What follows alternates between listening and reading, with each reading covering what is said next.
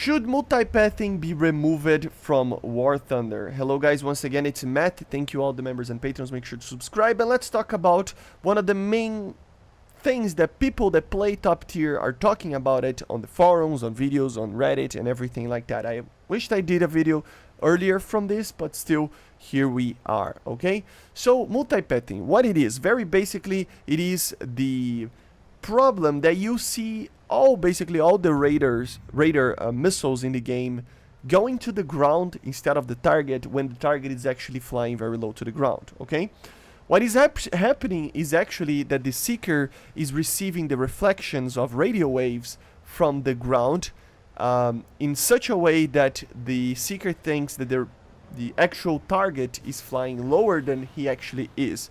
This was something that was added a very big time ago, like a while back, to actually counter AA systems being so effective at a certain point, you know, against certain aircraft and stuff. And it was added like a while back, like years ago. And it's something that, yes, it is a real life problem, okay guys? It is something that happens in real life.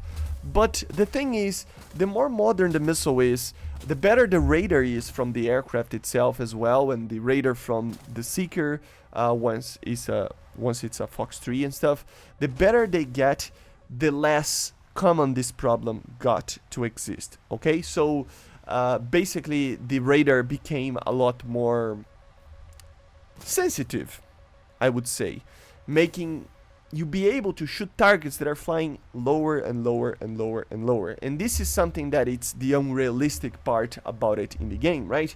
All the missiles, if I'm not mistaken, they're all in the same category of that multipathing, right, problem.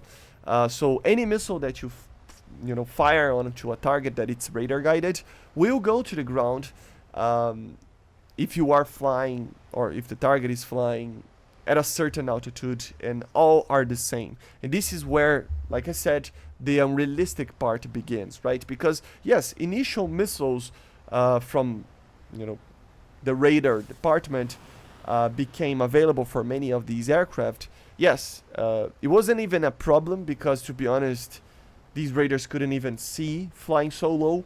But once the pulse doppler radar kind of became the go-to for flying low and stuff and firing at low altitude targets in the 70s and 80s, the missiles kind of started to have these problems. So you will see missiles like the AIM-7F, the R-23s, the R-24s, even the AIM-7Ms and stuff. They gradually had less and less of this problem, of course, with the older ones having a lot more, and the newer ones started to have less and less of these types of problems, okay?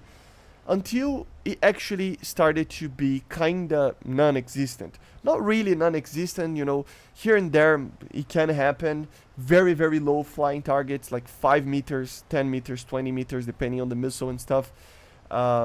So this can happen. After with AESA, PESA, these changed a little bit even more, So the idea here is that the more we go into the future, the less realistic having these stationary altitude, that if you fly low, the radar will look down and the missile will actually go downwards, And I gotta be honest, guys, it's something that completely changes the meta of the game.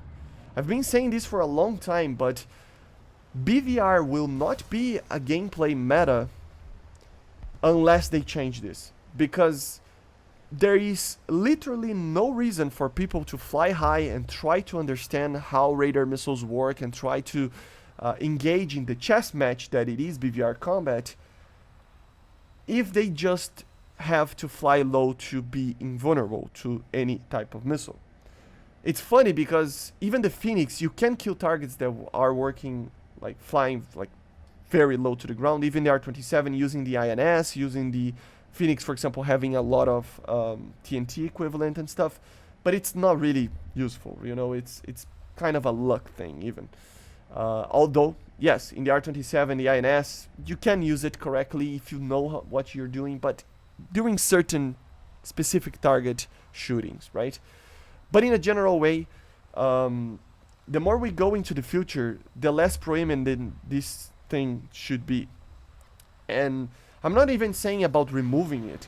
they should just take it down a little bit, a notch, a little bit. You know, the target needs to be flying really, really low to the ground, you know, to make it work. Like less than 50 meters or even less than that.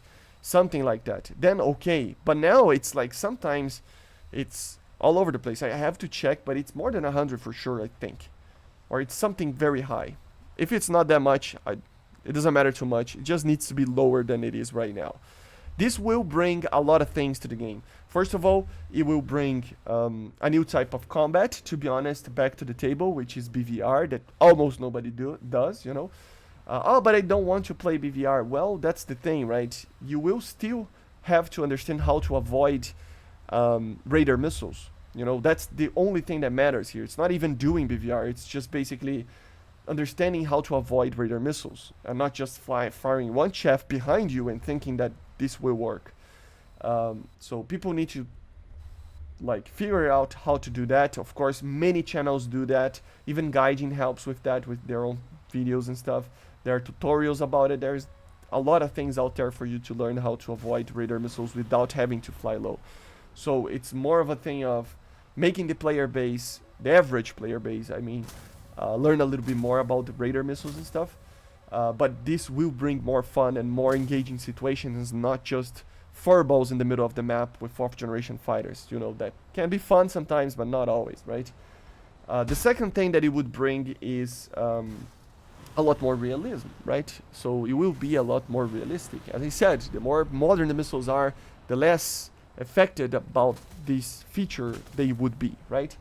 And I guess the third thing would be that it doesn't matter what we do for the future, if this doesn't change, the gameplay will be it will be the same forever. Forever it will be the same. It doesn't matter if it's adding F-35s or like Fox 4 missiles. That doesn't, I mean Fox 4 forget about that I said that, but like Fox 3s that are using IASAs and stuff, it doesn't matter. If this doesn't change, the gameplay will be the same forever, which is very, very, very annoying in my opinion, because it doesn't bring anything different to that. So yeah guys, no more IRCCM Fox 2 spams, no more people just complaining about the furballs, you know. This would be it. This would make top tier engaging and interesting, but it would have a learning curve. That's the downside of it. A guy actually made a poll. I cannot vote for some reason there, but I will leave the links in the description. And it's kind of 50-50. A lot of people love the thing, a lot of people hate it. Most of the people that hate just want more realistic engagements and BVR to be a thing in the game properly. And people that love the thing normally just want to keep playing the same type of thing because, yeah, it's easier. Of course they would want, right? It's just flying low and you can avoid these OP missiles in theory, right? So it has a point. Everybody has a point here. But in my opinion, they should remove multipathing, or, I mean, at least turn it down for the more we get to advanced missiles, okay? So, again, I will leave the links in the description. I see you guys on the next one, and make sure to let me know what you think about multipathing and if it should be removed or not. See you guys on to the next one, and